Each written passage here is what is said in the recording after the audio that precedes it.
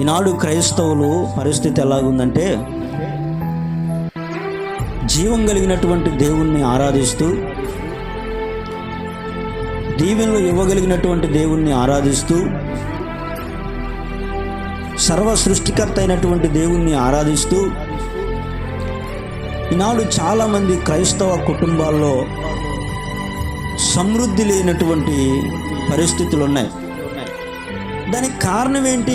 వాక్యాన్ని విడిచిపెట్టి వాళ్ళు ఇష్టం వచ్చినట్టు చేస్తున్నారు.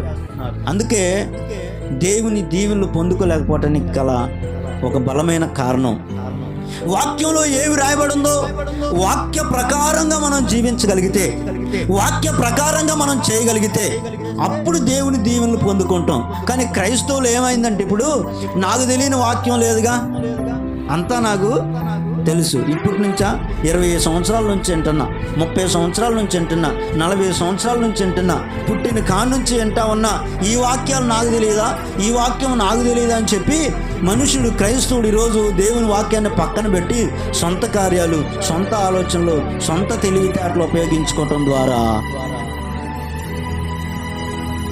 దేవుని యొక్క దీవెనలు పొందుకోలేక కోల్పోతున్న పరిస్థితులు.